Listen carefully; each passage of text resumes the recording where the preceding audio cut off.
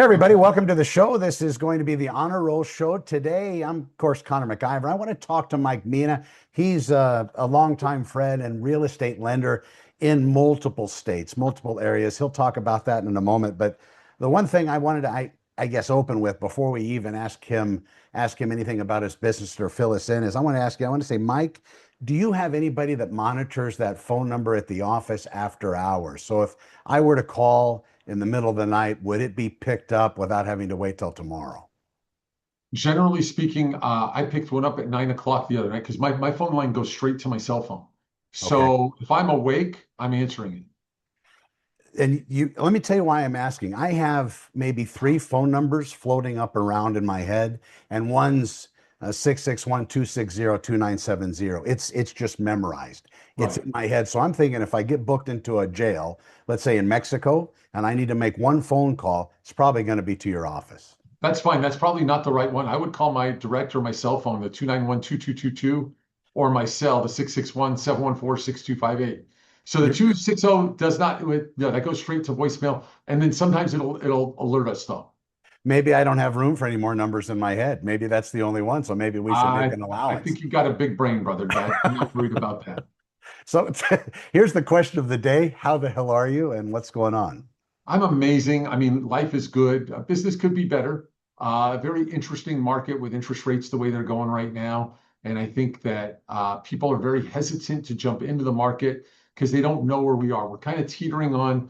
Some are selling above, some are selling below, some are sitting for a while. So it's hard to say where this market's going. And I think our buyers are kind of, I don't want to say hesitant, but not as excited as they were in 2020 or 2021 or even 2022 for that matter to be jumping into the market. Isn't there a rule that kind of exists when the economy gets a little hard, people kind of hunker down and they buy stuff they can hold on to, like gold and real estate? Yeah, I was watching something yesterday and it said the average person who does not own a home has a net worth of like $12,000, and the average person who owns a home has the average net worth of $400,000. So I think, we get into it, and the hardest thing is that first time buy to jump into that market right there.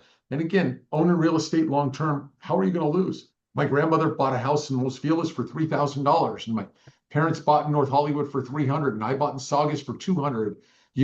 So my parents paid 30, excuse me. But what I'm getting at is over generations, these things are going to continue to rise. It's like we remember when milk was 99 cents a gallon. I don't think it is anymore. Yeah, So five these are dollars. things, yeah. So these are things that we have to look at long term. But too often we get caught in the way of we got to get the right deal. We got to wait for the market to drop. We're waiting for interest rates to drop. We're waiting for this. We're waiting for that. You can make excuses all day long until, Sunday. But at the end of the day, do you have a plan to get into real estate, buy that first property, hopefully buy a second property, and build your wealth and set up your retirement? Because that's really the most important thing for people is to get in there and build themselves up so they can retire at some point comfortably. And we know the people who can't do it comfortably. And some people, we see seniors all the time that have milked the equity out of their property, milked the equity out of their property. What would they have done before that? Now they're in trouble at 84 or whatever it is, and all their equity's gone. But what would they have done? They would have been dead at 65 or financially dead at that point. So we've got to really focus on what that is. And we can't allow, I don't think we have so much of that BlackRock stuff happening here in California where they're saying, oh, they're buying up properties left and right and everything Yeah, like price that. point's too high. Yeah. But it's too expensive for that. And it doesn't make sense for a rental market right now. So it's prime for buyers to buy properties at this point in time. What about those five influencers out there that are saying, I've never bought real estate, you should never own real estate, nobody should buy real estate, everybody should just rent and just put it to rest? What would you say to that? I don't think, well, first of all, if I sat here and I ran numbers real quick and I said, Connor, you're paying $3,000 a month in rent right now, Okay. and you're 55 years old and you're going to live till you're 85, and let's just say your rent goes up a little bit every year, and your rent at the end of 30 years will be $7,300 a month. I'm sure you know that Social Security is going to be there for you because they're not trying to cut that for people who are making a decent living. I They trust the never want to government. cut that. So So what is the answer there? So we're going from 3,000 to 7,300. We're still in an apartment that we don't want to be in, and our landlord's done nothing but pay that mortgage off and done well. What happens to the landlord's property that he's renting that was 600,000 when you bought it originally, and he had a mortgage on there. Now he doesn't, and that thing goes up 4% a year for 30 years. That thing's now worth $2 million. Wouldn't that have been better to be your property, even if you had to pay a little bit more, that's worth $2 million in 30 years? Yeah, absolutely right. No doubt. So for them to say that, I understand my real estate, my rental properties, they cost me time and they cost me money and they cost me this and they cost me that, but they also make me money and they bring in income and they pay down mortgages and this and that and the other. And as I look at it every month and I'm going, oh, that one pays down $4,000. That one pays down $3,000. That one pays down 1,500. Whatever these things are, that's money in my pocket long term. Right. Now, could I extract that cash out of it? Yes. My house for the same thing. It pays off $3,000 a month on the mortgage. That's great. That's not a cost of the house. That's just helping me get to point B. Are there expenses in a house? Yeah. I just fixed something in my house the other day, an air conditioner. It was $800 or $900, whatever it was. Not a big deal, because in the big picture, I know that property is going to continue to rise over a long period of time. You have a lot of people, you've been in the business a long time. I mean, just for me to have your office number memorized, that's insane. But you've been in business so long, you have buyers directly going through you and then seeking to purchase real estate. You as the first stop, not the real estate agent as the first stop. Knowing that, what would you tell these agents out there that might be lucky enough to have a buyer contact them first when they say, I don't know if now's a good time to buy? That same story you said, or should they, what should that agent do? Just if you were teaching a class on that. Yeah, the agent needs to ask the question more specifically of what is stopping you from buying a house right now? Mm. And if the answer is, well, I don't like where the interest rates are, well, then at what time do you think the interest rates are going to be better to where you're going to be able to buy? And do you think property values are going to be there? So now we have to find out what's affecting that buyer right now. So you're saying, Connor, that you don't want to buy now because the interest rates are too high. So Yeah, I've seen the interest rates. I have an uncle of mine that's got like a 2.6, and I'm hoping they're going to go there again. But and then they say refining. I don't want to do any of that. I'm waiting for rates to come down before I buy. Okay. So you want to get down to 5.5% or something like that. Yeah. 5.5 would be good. And they're saying on the news, it's going to happen. Somebody's going to make that change. What are you thinking? 1 to 2 years, Connor? I'm hoping maybe in the next few months. I mean, I'm watching some people that are saying, hey, just hold off for a few more months and it's going to be just wonderful. Okay. So let's just say you think that I can get you a rate of say 6.5% today on a 30-year. But if I got you a 1-year buy down and I got you a 5.5% rate for the first year, then we just do one refinance free of charge to you a year from now. Okay. Or before the year from now. So if they come down by Christmas, I'm covered by that refi. You're covered. We'll go ahead and do that refi down to 5.5, assuming they came down to that level. So I think that if your fear is the fact that you're paying 6.5, I can get you the next 12 months at 5.5, and then we go to 6.5 after that. And you and I both believe that the market's going to be lower at some point in the future. And the best part is if we pay for that buy down for you right now, okay, and you refinance, say in 6 months, you're going to get half that buy down money back in your pocket too. And like I said, I'm going to do a free refinance for you anyway. So we need to know what the fear is of the buyer. If the buyer's saying, well, I want a $4,000 payment and the payment's $5,500, then I'm going to come backwards and they go, okay, do you want this $800,000 payment, $800,000 house, or let's just start there. And we do our 20% down. And our payment now is going to be $5,178. You're like, I'm comfortable at $4,000. And I go, great, Connor, I'm glad you're comfortable at $4,000. But to get your payment down to $4,000, you're going to have to be at a 3.5% interest rate. So now we have to have reality set in with you. And that $4,000 is not going to happen unless rates really come down 3% from where we are right now, which means we need another pandemic, which please, guys, we need another pandemic. No, I'm just kidding. And we need some other things to happen. But Connor, what we don't understand is the money that you're going to save by buying versus renting at $4,000 a month. So if we get this loan today and you're paying 6.5%, your payment's $5,200, you're paying off principal, you're getting an interest deduction for the interest you pay on that mortgage. Which is something that people don't often talk about. That's a big deal, actually. Correct, yes. So we have $41,000 in interest write-off. We have another $10,000 for your property taxes. So Can now you we're real quick, can we segue in there, just talk a little bit more about that interest deduction? I know we're not CPAs and all that, but you've seen this enough. Explain that to the normal person listening. What does that even mean? okay. So I have my interest that I'm paying. My interest is tax deductible, 100% on my house. My Okay. property taxes are tax deductible on my house. So if I Okay. have those two, and that's $51,000, and I'm in, say, the 24% federal tax bracket, And this is the $800,000 purchase. it's the $800,000 purchase with, I think I did 20% down. Yes, you did. Um, so if I have that, I now have this $51,000 write-off, and I'm going to be in the 24% tax bracket. Say I make $200,000 a year. Now Okay. I'm in the 24%. So what do I have? I have a write-off for that amount, which is going to put $12,000 a year back in my pocket, or $1,000 a month back in my pocket. So what I would do is I would adjust my dependents on a monthly basis, so I could bring an extra $1,000 a month home, and that $5,100 payment is like paying rent of $4,100. I see. Not that bad. Now, No. the best part of it, with what we're doing, is we're also paying in principal $7,200 the first year.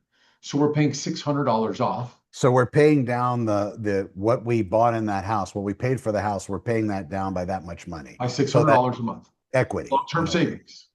Okay. And then we've averaged 5.5% plus or minus in appreciation over the last 50 plus, 75 plus years. So now what do I do? So if I say, okay, we've averaged 5.5%, let's just say we have a 4% appreciation annually. Okay. That's $32,000 a year. That's another $2,600 a month. So if we start adding that up, we go, okay, we're paying 51 less 1,000, that puts us at 41, less we're paying off 600, now we're 35. And then I just said another $2,600 is my long-term appreciation. What's this house really costing me? $900 a month, long-term. Now, I think the best part of it is, let's say you're a single guy, okay? Okay. And that property you pay 800 grand for, and you live there for 6 or 7 years, and now the property's worth $1,050,000. And you say, you know what, I'm out of here. I'm going to sell for $1,001,000. I'm going to move to Cleveland because I hear it's really nice. They have the Rock and Roll Hall of Fame there. Perfect. It's fun being Cleveland because everybody wants to go to Cleveland. I know Everybody wants to go to Cleveland. You're right. yeah, it's crazy great there. So, so you get up and you say, I'm selling my 1.1. At that time, 5 years from now, I'm going to owe on my house, 599,000. So I paid $40,000 off in 5 years. I sell for 1.1. I now have $450,000 I'm going to walk with, but I put down 160, and my tax liability is zero because I have that $250,000 exemption as a single guy. And if you're married, you have a $500,000 exemption. So you can't tell me. So to go and earn that same $250,000 and save it, you would have had to earn $500,000 on the outside. You got a tax deduction for everything else, and this house cost you $900 a month, and you made $250,000 tax-free in 5 years, assuming property values go up like that, and my game I'm playing is going to be work. So why those guys are saying that, I don't understand at all. And every wealthy person starts with real estate, unless their name's like Elon or Bezos or something like that. Right. But most people, started in real estate, and that's where they make their money. Okay. So we want to buy real estate. Perfect. How do we select and just taking for granted that we're going to need a loan? What's that process? How does that thing work? Because these same people that are advising, these same people have companies, these same people might even lend people money, and they're hooking people by trying to be anti-buying a house and teasing them into it. But when you go into a lender, what are the differences? You're a mortgage broker. What if somebody goes to B of A or these other banks and wants to get a loan, or their credit union? Right. So What are those differences? We're a banker/broker. So a credit union is going to have their products. They usually like to sell. We've had a lot of clients come to us that went to Okay. a local credit union and got what they call a 5/6 arm 5 years ago in 2021. Okay. That's And that adjustable, right? it Adjustable rate. adjusts, yeah. So they Perfect. didn't get a 30-year mortgage when they had rates at 2.75. They got a 5.6 arm. Now it's adjustable. It's going from 2.75 to 3.75 to 4.75 to 5 to 6 to 7 or wherever it is. Because they went to their credit union, and that's what the credit union's money is based on, because they're using bank deposits to do that. Okay. But banks like the Bank of America's, the Wells Fargo's, the Chases, that's who we sell to at the end of the day on the back end. But those guys there aren't going to give you the one-on-one service. They're going to have guys who are in their office who may not be loan officers per se, or they may be loan officers, but not necessarily guys as knowledgeable that are doing that. Or they're doing their private banking stuff. Like the private banking Wells or Chase guys are pretty good when it comes to that, but that's your millionaires. That's your That's when million, you have a whole million, bunch of money in that $1 million. account. Yeah, exactly. So if you have $5 million with us at Merrill Lynch, Bank You'll of get a America good is going deal. to do X amount for you, and they're going to give you a little special pricing. Yeah. Now, compare the lenders, and then if you say a broker is able to broker to whoever, and then we broker and we bank. So we do everything across the board, where it's any kind of loan you're going to need. You know, this morning I got someone ask me, I have a client who needs $50,000, blah, blah, blah, blah, blah. We're doing what we call a flex bridge loan, which is really Okay. our personal funds. We're lending them that money just to get their credit straight so they can move on to the next house. Okay. So you're looking at all those things, but really the worst place to go to me is the internet, because you're getting that payment, and that's turning the client off when they walk in and they go 5,100. I only wanted to spend 4,000, but it's Yeah. 900. We know it's 900 to live in that house, but they think it's 51, and they think it's 51 all day long Right. because they didn't look at the details behind it, the fine print that shows. And again, I can't guarantee that the property value is going to go up. I can guarantee that your mortgage balance will go down. I can guarantee that your payment, principal, and interest will stay the same for all 30 years or get less if we're able to refinance. I can guarantee that you're going to get your $250,000 exemption, assuming they don't change that one. But Right. there's only talk of increasing it, not getting rid of it. So those are all really important things that we have to talk about when we're talking mortgages and things like that. Getting a person to a comfort zone rather than scaring the crap out of them with a number. You know, and it's the same thing. It's not a yes or no answer. It's let's explore this whole idea, this whole concept of purchasing real estate and talk about it instead of, just being a hardliner and say, well, this is what my uncle said. Well, why would your uncle say that? Let's explore that. Get the uncle on the phone and talk about it. That's Right. incredibly valuable just to strip it apart. And for new agents listening to this or watching, sage advice from a fantastic lender. Yeah. Well, What you've seen, Mike, in the last 30 or 90 days, what are the reasons why you've had transactions or transaction have gotten shaky or fallen out, where buyers have lost their ability to be financed? Do you see much of that at all? We see it we're on not the other end seeing, in real estate. We see listings go back on the market because buyers had a change of heart. But what about on the lending end? we don't see it here because we do our due diligence up front. Now, we've had deals fall apart because of inspections, and it's the same old crap. But never because of the loan, or it could be we just closed one the other day where the appraisal was just crap, Okay, and we closed the loan and then fixed the garage after the fact. So you're going to get things that you have to do to make a deal work, and we'll do it. That's not sure. a problem. The issue that I have is there's a lot of lenders that, let's say you go to one of the big online lenders again, Okay, and they'll give you a pre-approval today. You talk to them, you go, hey, my name's Mike. I want to buy a house. I make 200 grand a year, blah, blah, blah, blah, blah. I have no debts. My credit's perfect. Everything's good. Great, blah, blah, blah, blah, blah. They'll send you a pre-approval letter right there, instantaneous. Okay. They tell me my payment's $5,100 a month. They didn't ask if I was self-employed. And even if they did, I would say, oh yeah, but I show that income on my taxes. Then they get my taxes and they see, oh yeah, he doesn't make that kind of money. Oh, he's all cash. He's a marijuana. so real quick, they already have a pre-approval letter, so they're already looking with their agent, so they're already probably writing offers. They might be very close to having one accepted, and then Then it blows up. yeah. And what happens there? That's just a nightmare. The other ones we're seeing is these condo buyers, and where condos are a big issue, obviously, Oh yeah, yeah, in our good, good. world Bring right that up. now. So I was just arguing with a woman that we sent her an email over the evening evening, and she was saying, "Well, you can't do a loan in this condo complex." She said, "We've done loans in that condo complex." She says, "You can't. Nobody can. It's non-warrantable. They're working on on the balconies. And I'm like, I understand. We do that all the time. We're doing them here. We're doing them there. We've done this, blah, blah, blah, blah, blah. I'm not going to argue with you. We got plenty of business that we don't need to argue for the business. But certain lenders are unable to do that. She said, I've called 50 different lenders and they can't do that. Okay, great. I can do it. But that's what happens. They get into escrow, they find out there's a balcony issue. They get into escrow, they find out there's an insurance issue. So knowing your neighborhood, where you are, first thing we do when we get a new contract is pull that contract, look up Fannie Mae's review and say, oh, Fannie has not reviewed this complex.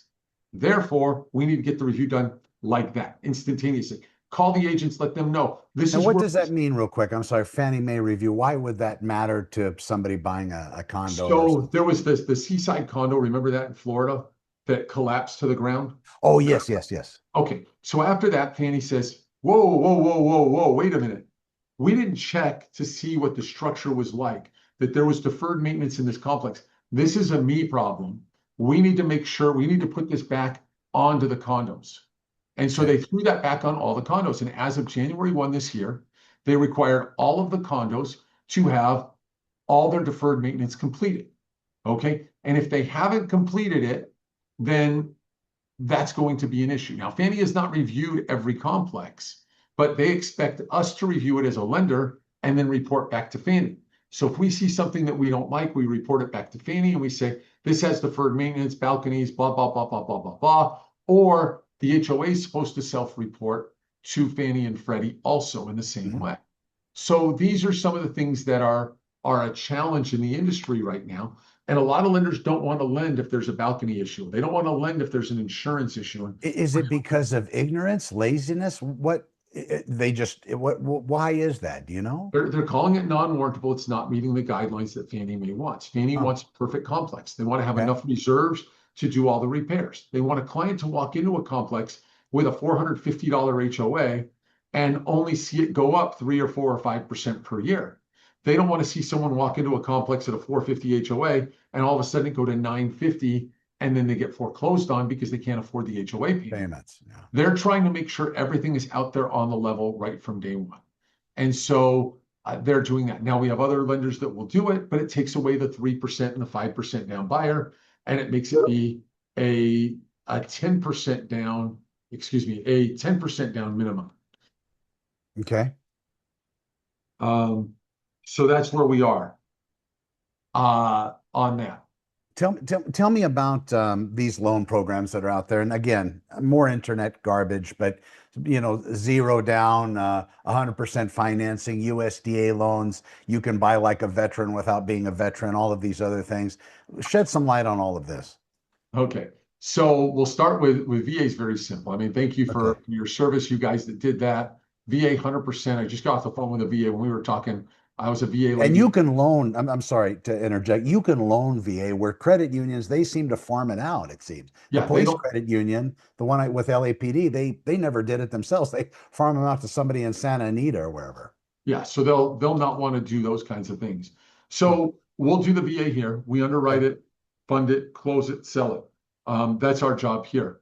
With your other 100% financing, a lot of it's like a 96% first and then a 4% second or something like that, where you're Okay. doing an FHA first and a small second that can be deferred, or you can pay on that second over a period of time.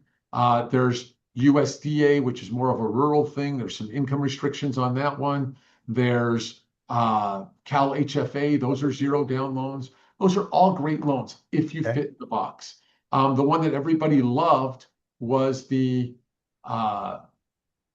loan for all. What do they call that? FHA? No. No, it's the 20% where the state is giving 20% and it's an equity share. Okay.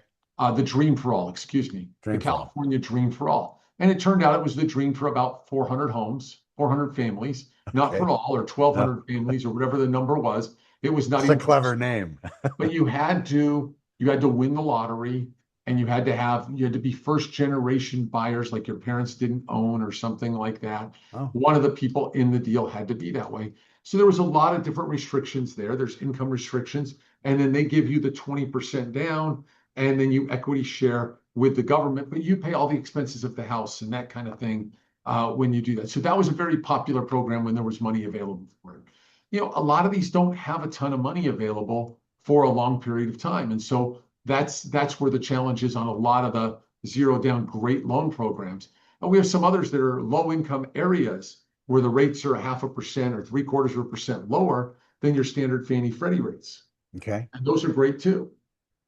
Tell me about last 90 days or so. What's your deal from hell? What's something that you were able to hold together by maybe the skin of your teeth?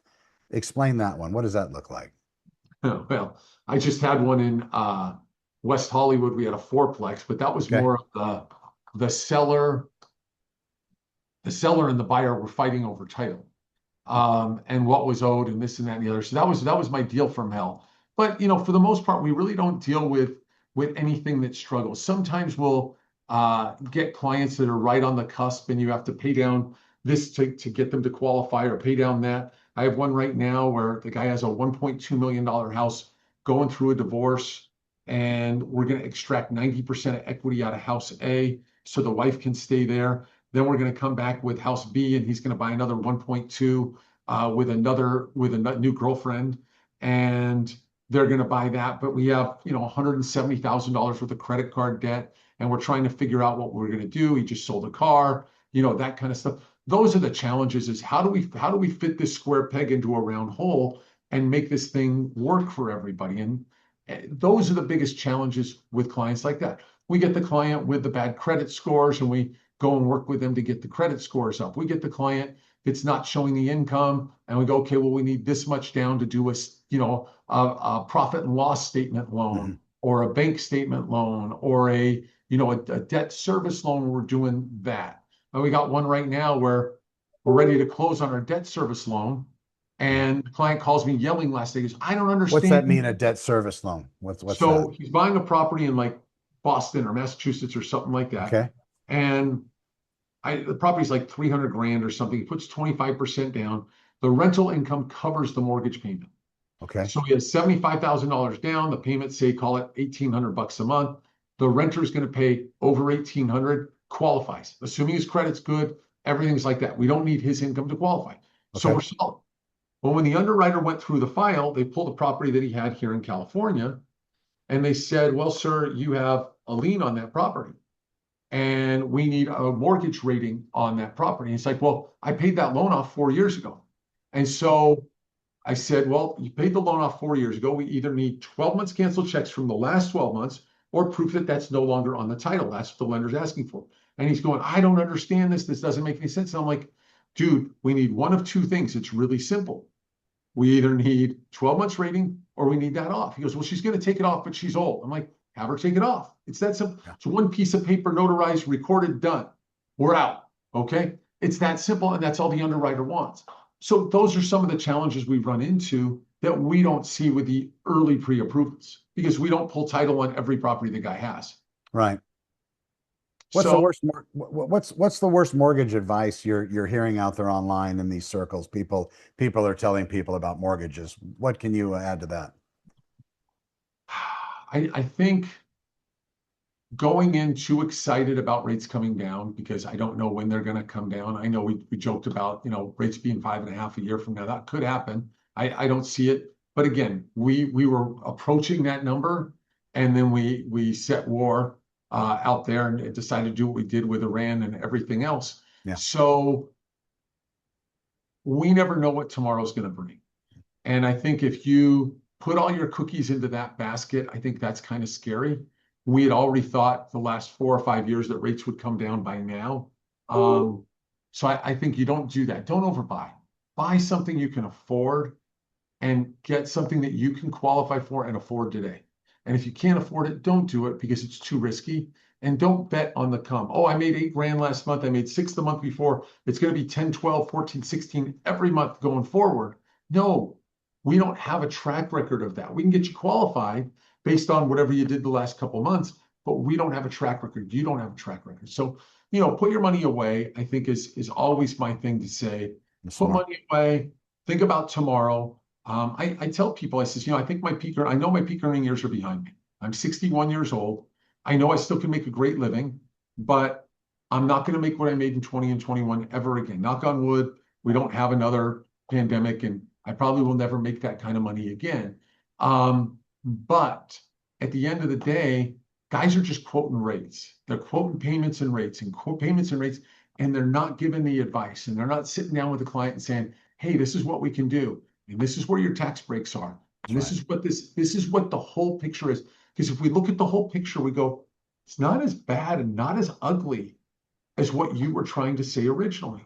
What is bad is the fact that my payment's $5,100.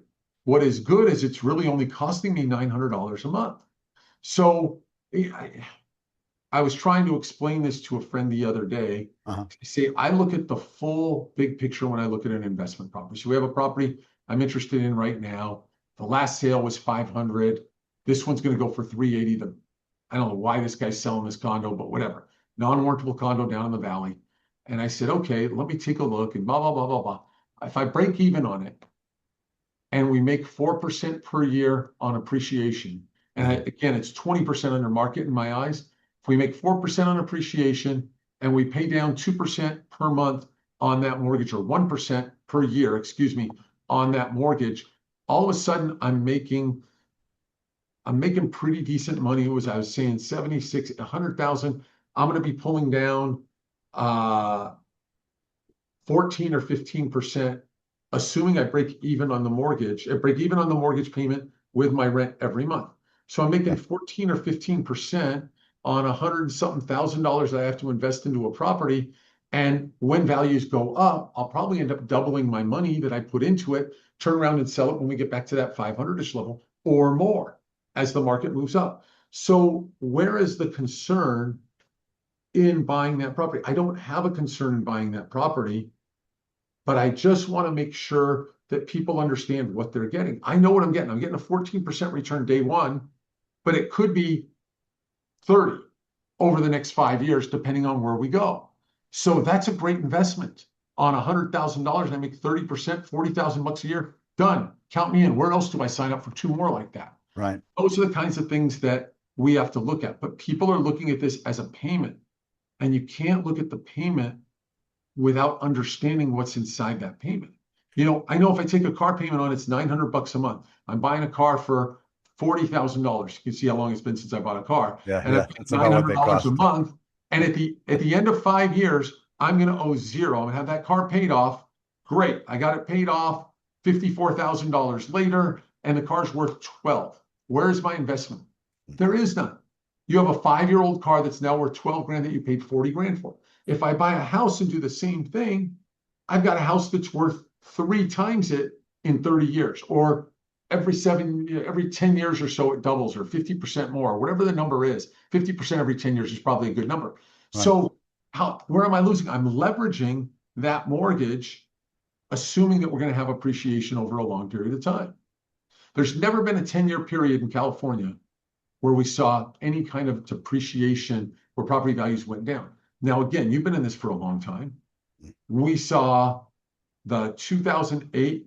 Yeah, 2006, 7, 8. Yeah. Yeah, where we went down Century until Bank. about 2011. People say, when's the best time to buy? I say 2011. You bought in Yeah, 2011? the bottom of 2011, beginning of 2012, suitcases full of money. Perfect. Yeah, Yeah. it's done. You know, had you bought 10 more properties, then we could have all been retired. Done. Yeah. But the problem is we didn't do that because we were afraid at that time, because we didn't know. But what about when people tell you, Mike, it's not going to keep going. It's going to pop. There's got to be some bubble. It can't keep going like this. You know, and if I buy today and it collapses tomorrow, oh my God, what am I going to do then? Hey, Connor, when was the last time you worked as a LAPD guy? Oh, 2010, 2010. 2010. Okay. Full-time cop in 2010 was making about what, 120, 150? Yeah, just about there. A little bit of overtime got him to 175 maybe? Yeah. Okay. What's a cop making today? Oh boy. They're probably pushing 170, 180, I'd guess. I'd say 250 to 300 I'm seeing sometimes It's been a while.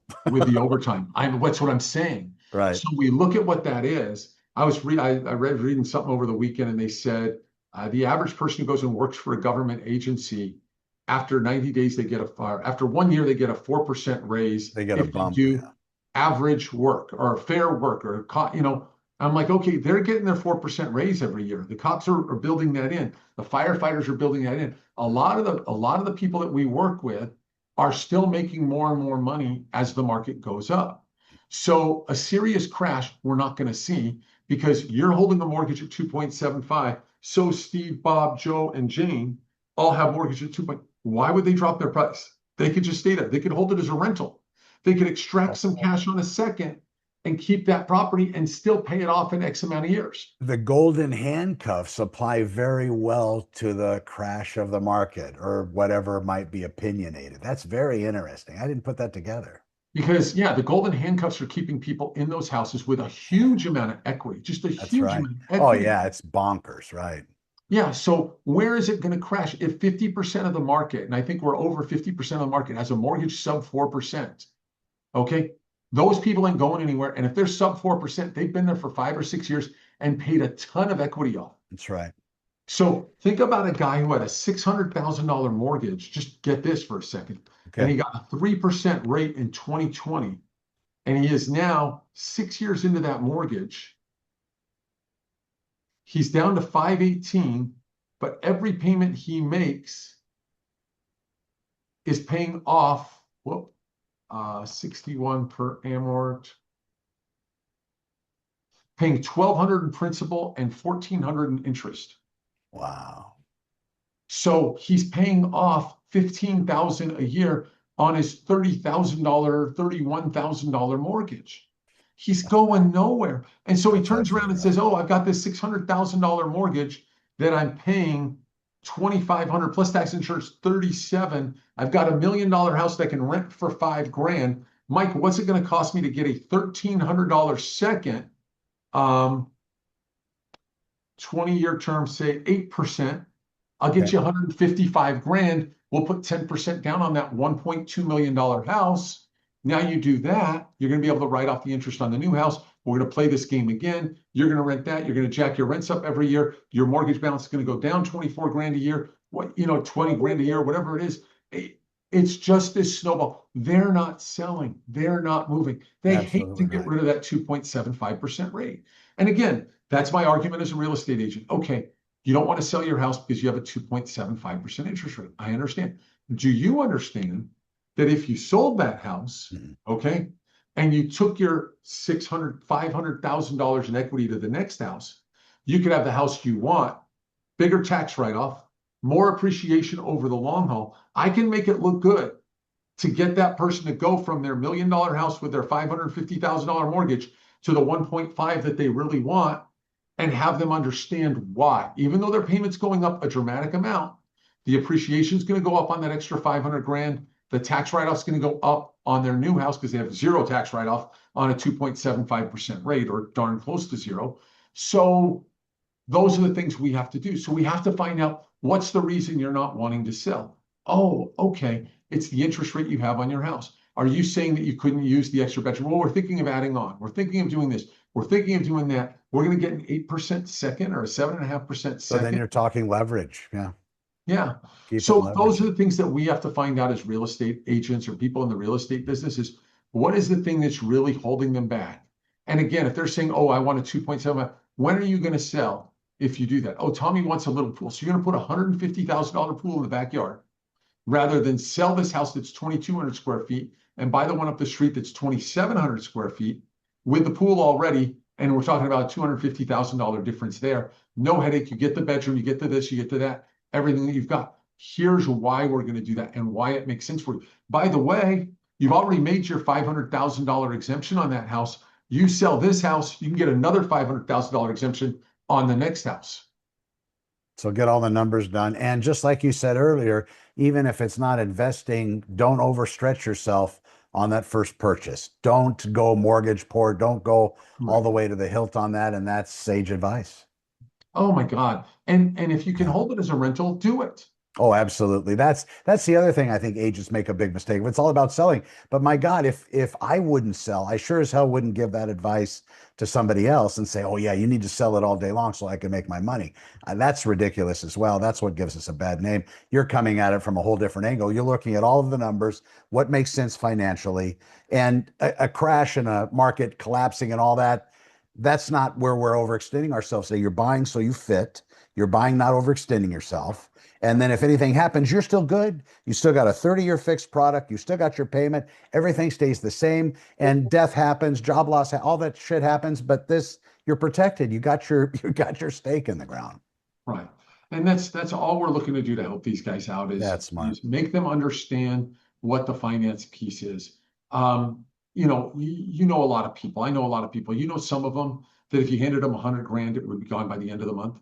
Yeah, You for know, sure. and that's the problem is people don't understand money or the value of money a lot of times. Some do, and some value money, like me, probably too much. And think about that. And I have conversations either with my girlfriend's kids or my own kids or my girlfriend for that matter. And I sit there and go, you guys don't get what I get. And we were heading out to Santa Monica last week, Mm. and one of the kids goes, "Oh, we got to stop at Starbucks." And I says, and I'm sitting there going, Starbucks. If it's $7, it's $7, 30 days a month. That's $210, $2,520 a year. Okay. And that $2,500, if you would put that into a long-term, stock account or something like, and that's all I'm thinking. I'm thinking that 2,500 in 7 years is 5,000 in 14 years. It's 10 and You're 21 years. screaming in a vacuum. It's like, and my brain won't stop. And I've never bought a Starbucks for myself unless I had to stop for a pit stop and I feel guilty and I go, just go buy something, Mike, you cheapskate. But I used but your head. Yeah.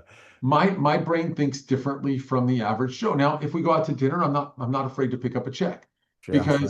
but I've built my life around put away, put away, put away, put away.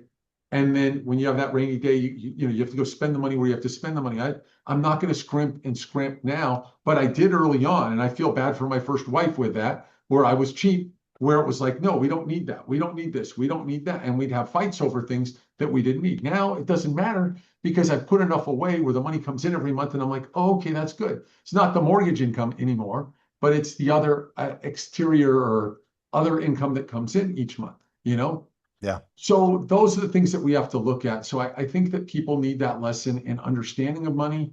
I think that people have to understand how to save for a house because they think it's so far away that they're going to go buy.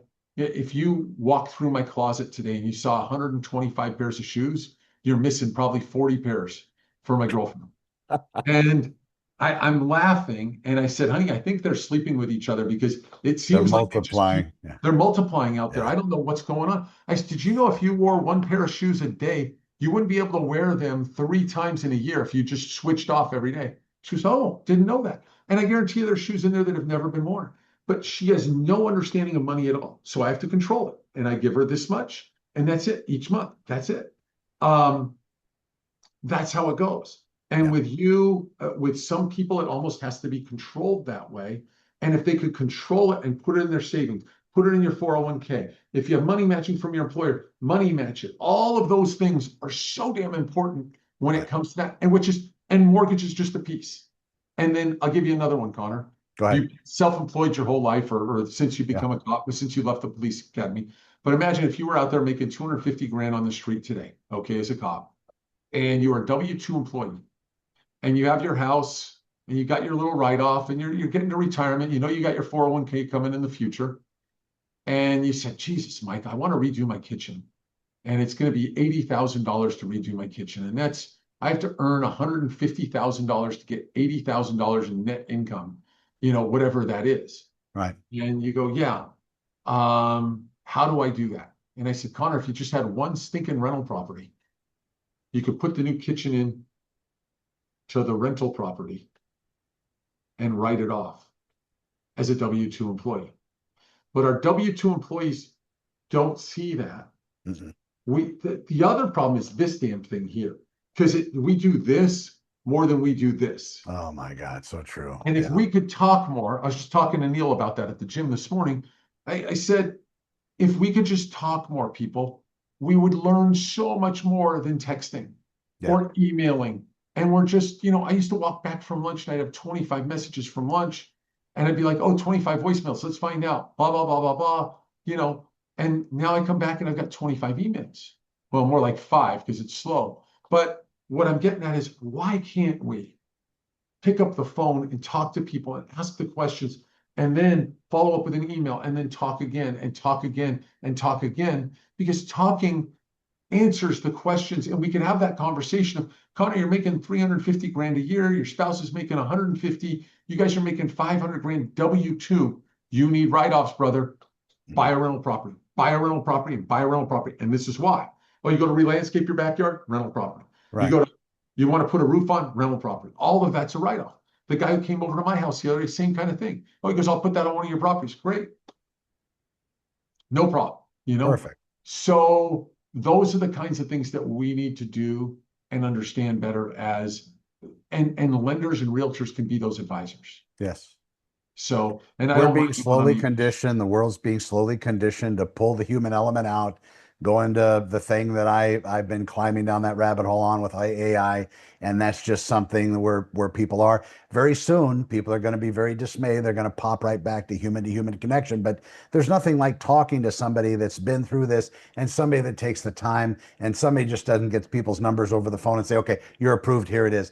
The other thing too, Mike, is you and your lenders being available off hours, holidays, weekends. I mean, pretty much as late as some people can go. That's when buyers have questions, and that's almost non-existent in this world of mortgage lending, especially amongst the big players out there, the big banks, I should say. They're just 9 to 5, Monday through Friday, good luck. And buyers have questions when they're writing that offer Saturday night at 9 p.m. after exhausting an entire day looking at 50 houses with their agent. Right.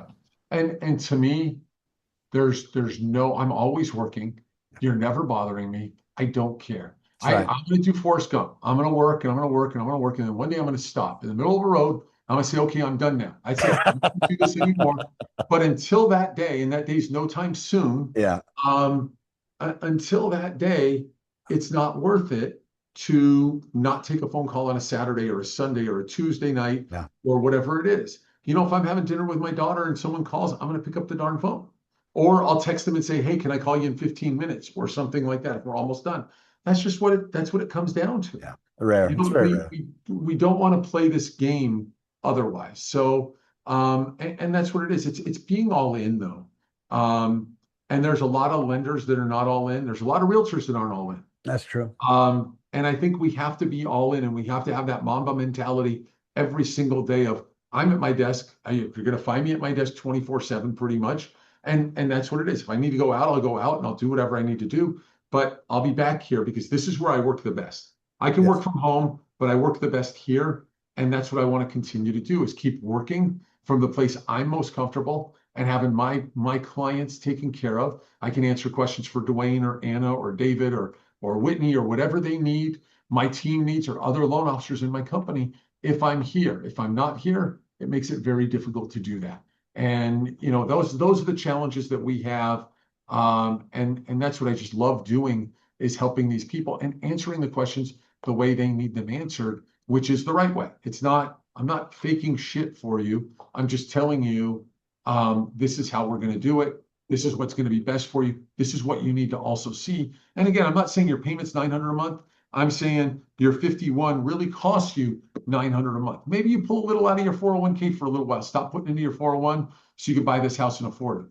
Maybe you adjust your dependence on your payroll so you can afford that. Maybe you're going to have to work something else out. Maybe you pull an overtime shift. And I can't tell you how many nurses or police officers, people come to me like, well, I made 170 last year and da-da-da-da-da. I'm like, could you work overtime? Oh yeah, I have all the overtime. Well, I know what I would do. I'd work every freaking overtime shift I could, because that's me. But I'm not expecting that with you. And so I don't say that to my client. Well, you can work overtime. What would you make in an overtime shift, Connor? Oh, you'd make an extra $700 for the week. So if you pulled 2 extra a month, that's $1,400.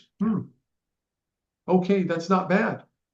Okay, you understand where we're coming from now. Absolutely. Okay, so if we can do that, and we can get the house we really want. Yes, it's going to cost us 16 hours a month that we didn't want to put in, but eventually we'll get that raise, or we'll get used to it. I mean, you remember when you didn't work out? Oh, absolutely. Did you like walking into the gym the first day you walked in there? Oh, for a couple of years it sucked. That was a lot of So, fat.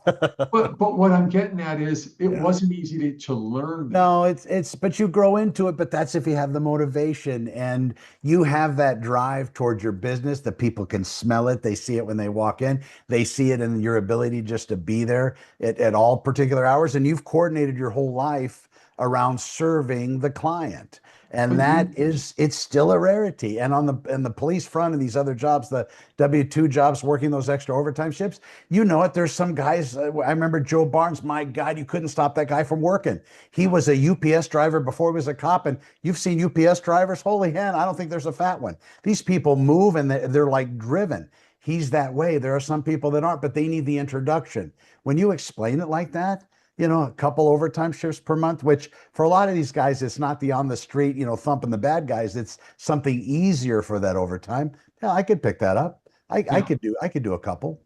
Right. And again, that's where I go. I mean, I used to have this speech that I give to clients who want to move out to Antelope Valley, and I don't do this anymore because Antelope Valley is much less expensive than Santa Clarita. But when it was close, and you get a Mhm. single family here for 200 or a single family there for 100, way back in the day. Okay. And you would look at that payment difference. You say, okay, it's about $700 difference in payment or $600 difference in payment to go Mhm. from here to there. You're going to spend your money in gas, your new tires, your oil, your this, your that, the other. Gas was not cheap. It's probably $3 back then or whatever it was. I says, if you just picked up a job at a bar 1 or 2 nights a week and waited tables 1 or 2 nights a week, you would cover that. And it saves you the time, the extra hour on the road each day. That's right. And so that was my old speech. I can't use that anymore because it's definitely a bigger difference between Santa Clarita and Palmdale Lancaster. But those are the things that we used to talk about. And it's going out and giving that extra that we need to do to get ourselves over the hump. And in this economy, if I had a regular, I mean, some days I think about, should I drive Uber in and out of my office, Yeah. Because if I drove Uber, would that change my life? No, it wouldn't. But again, I had a buddy who used to drive to downtown, and I said, dude, when you drive downtown, pick up 3 or 4 Uber drivers. You can come in at 9 or 10, pick up 3 rides on the way in and 3 rides on the way home, and you picked up an extra $150 for the day. He's like, that's a great idea, and he Yeah. did it for a couple of years. And he says, well, a lot of times I went backwards and then went forwards.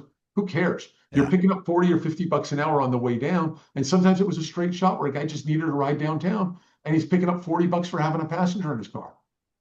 That's right. That So that whole entrepreneurial mindset where I mean you're thinking about Starbucks, you're thinking about the money and you're screaming inside because it's you just save that and you hold on to that and you save it day after day. My dad used to say when I was a kid, he'd give me 20 bucks every 2 weeks. And he'd say, you can spend this all today, but you don't have to. You can hold on to it for a couple days. He yeah, knew. he knew he'd spend it. No, I spent it. But Um, he at least he told me I didn't have to. so I have a question for you. So tell me about AI and tell me about what you think that's going to do in the real estate industry, because some people have, oh my God, it's going to be the end of the world. And I don't see AI negotiating a contract. That's awesome. So I'm having another class at the SRAR this Thursday. I've done all the brokers and everything. So that's a big thing that comes up when we talk. And they want to the world is selling them that either you adopt AI or you're going to fall out of the business because AI is going to replace you. It actually isn't. It's AI plus human. There's not going to be a time when you're talking to that widow at 2 o'clock in the morning about how she's going to be selling this house that her husband happened to die in, and she has all those questions. There's no way artificial intelligence is going to be able to help her through that emotional anchor of a process. So it's going to require a human being. Negotiation, showing property, again, human being, because nobody wants to go into it. But where AI is now, it's only getting better for a real estate agent. If they're not learning the tools, it's like, so with the LAPD, this is going to be part of my Thursday speech. Do you realize in law enforcement we have a 30% hit ratio? When you get into a shooting with a bad guy, we miss 70% of the time. Only 30% hits. And these are Wow. trained professional people with guns. They've qualified, they've been on the range.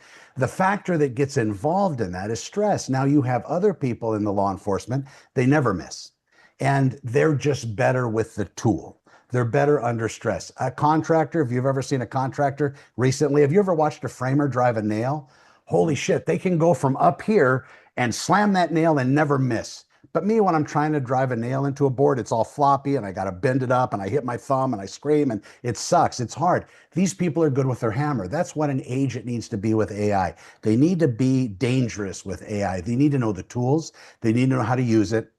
And they need to, just like we talk about buyers, how you educate them on the process of where their life happens to be. I mean, almost practically a financial advisor. I break that down with agents. I say, listen, what's your workflow? Like a Neil Weichel, for example. Neil has door knocked, I think, every house out here at one point. That was always back in the day. And he's still successful because he still picks up the phone and he gets however many no's he has to get to a yes. And he connects with people real time. But agents don't want to admit that. Anything, well, Neil's, this and Neil's that. Bullshit. Neil is Neil, and he will always be until Neil's done. And I'm sure everybody's just waiting. Thank God he's out of here. But while he's here, that's what he does. An agent needs to look at their workflow and process, even Neil. And there are places in there they can automate with AI and change with AI, put workflows and triggers in that AI coordinates. So now Neil has an extra 5 hours a day to call or 6 hours a day to call. And each one of those people get taken care of with a system that's put in place that answers their questions, sends them an email, and not an email from AI, an email that looks just like Neil, sounds like Neil, smells like Neil. Neil's own mother, God rest her soul, I'm guessing, but Neil's own mother wouldn't be able to tell the difference. Wow. That's what you use AI for. And I'm not talking about Avatar because people are making these bullshit. People look at that as a joke. And it's even if it is you, once they find out it's not you, they switch you off. So whenever I do videos, as you do videos, there's mistakes, there's fuck ups. I will say something wrong, I'll mispronounce, I'll do whatever. Like this, we recorded this beginning to end. There's not going to be any edits. It's going to be put out there, F words, F bombs. I'm protecting it from being seen by kids and all that, but it's just done naturally. When you use AI, you use it to add to your workflows. It's not going to replace agents, but the agents using it are going to replace the ones that aren't using it. But agents can barely turn on a freaking computer. I sit with these people and, well, how am I going to learn? And it's so hard and I don't know where to start. And oh my God, just sit in front of ChatGPT and say, how do I use you in my real estate? Show me how to use you in real estate. And it's going to tell you. And you use Claude or any of these others, it's going to tell you. But that's the biggest problem, I think, with agents. They don't like change. They don't want to learn anything new. But the other thing is there's a bunch of bullshit out there from agents that are selling AI systems saying, oh, you need this webinar system with AI, you need this. These are all not necessary. They're things that you can do. You don't have to buy their Instagram posting system. You can have your own Instagram posting system. You don't have to buy their CRM. You can have their own. It's all become low-hanging fruit, but to learn it is the trick, and it doesn't take long. And if you want to hire somebody to do it, I do that. But ultimately, you do need to learn the tools so you don't get sold a false bill of goods and end up spending more money that you can pay out every month. And there's so many things from, not so much reading contracts, but you could feasibly read a contract and make sure you didn't miss a box or whatever, and ask AI to look at all of those things. And what else should I be doing that's better? This, that, the other. These are and you could tell AI everything you want to tell it and put that in there and have it spit it out for you and at least have a second set of eyes for Yeah. what you did. And same thing when you get a contract coming back or reading CC&Rs. What are the fine points that I need to worry about for my client on these CC&Rs or whatever it is? Looking at a solar lease, finding out what the details are on the solar lease rather than reading the 322-page contract. Using AI adds 80 to 90 IQ points to me, and I'm about a moron, so I'm about a 50. So I come out of this looking at it like Einstein whenever I tie myself with AI. And that's what you do. You put the contract in, it goes over it, it'll look at it, it'll give you the high points and low points. You're still responsible for everything that happens, but my God, it sits you with a PhD level real estate expert, same thing as a PhD advertiser and marketer, PhD level everything. You just have to ask it to assume the role. And pretty soon, you're not going to have to ask. It's just going to assume it. But what you said was super important. And that's part of my presentation. Agents need to teach AI about them. So nobody ever wants to write, I'm Connor McIver. I was LAPD. I did this. 30 years marriage, bullshit, all this other stuff. Nobody wants to do that, but you talk. You put it in a microphone and you spit it out into your computer, have it transcribed, give that to AI, and then say, AI, ask me more about me so you can learn about me and be better in my work performance. and it will do it. That's the first step every agent should grab onto, and just go down the yellow brick road. Yeah. No, I mean, I've used it so much in my business, it's crazy. And I Yeah, would never tell anybody how much I use it, but we're using it now for my next little campaign that we're doing and my next marketing for later this year or early next year. So that's just kind of what we're going to be doing. And this is what we got to continue to do to continue to grow our businesses. And get, we got to be better at everything we do that's because the right. competition's getting smarter. We've got AI as a competition now, not so much a competition, but a helper for others. And if we're not learning all the tools, that's going to be a problem. Yeah, Homes.com revealed their AI helper, and I was on a phone call with one of their CEOs, one of their corporate level people, going over their AI bot, which I was honored to even get the phone call. And it's pretty good. It's pretty wonderful. So then I started getting the idea, well, shit, I bet you I can build that. So I built that on SantaClaritaOpenHouses.com, an interactive agent, not voice, but just text. But those are those things. If you learn about it, a person can build it, whether it's an agent or a lender, it's capable of. The thing that's going to create issues for real estate agents are going to be the major Zillows and Redfins and these taking over that spear, because they're going to go out there and they're going to try to take over entire agent businesses on the agent's behalf. But where you win that game is what you and I talked about at the very beginning. You have the human to human contact like Neil. You talk to these people, you explain things to them, and you give them the runout. AI will never beat you. Zillow will never beat you. Redfin will never beat you. They will never beat you. But you got to get the no's. You got to get the no's from these people, and you got to keep selling them until you get a no. So many people leave shit on the table, and I'm maybe not so much in reference to real estate, but when I'm working with people talking about AI systems that I'm building for them, I always go to the no. They want this, they want this, they want this, and oh, they don't want that. Okay, so there's the no. So now I stop. Now I know that I've exhausted everything I possibly add value for them with. But agents don't do that. People in business don't do that. But that's what you do. You're on the phone all day long. Instead of you try not to text, because talking to people, Mike, is so valuable. Oh, absolutely. I mean, you can't sell via text. You can't sell via email. You can't you can't let people know everything you want to let them know. And you talk to them about it, and then maybe you email the information back over, and then you follow up with the answers to what they have on the questions that you sent them over. So Hey, I don't Mike, know. do you want to go to dinner? And you respond, yeah, whatever. And I'm like, yeah, whatever. Well, do you want to go or do you want to go? Yeah, I guess it'd be all right. What do you mean? I guess so. There's so much lost in the translation. Oh, Keenan it's and so Peele true. had a skit like that. It's so good. But you're right. You got to hear the voice, and sitting in front is so much better too. I had a client who used to say, "You're so nice in person, but you're not very nice via email." I'm like, "Really?"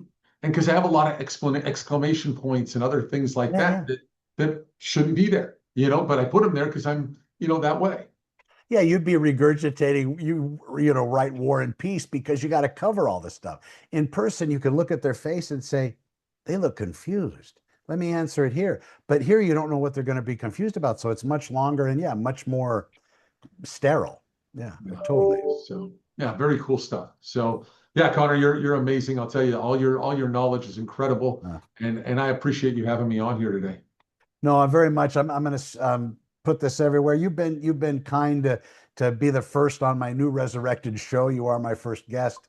For the last 5 years, I've been not doing it, so I'm glad to be back, and my calendar's filling up. And I appreciate you taking the time with me today. Anytime, brother. Anytime you need anything, Lee, let me know. I will. Thank you again, Okay. Mike, for your All right. friendship and your work ethic. Big hugs, brother. I'll talk to you soon. Be well. Peace. Peace.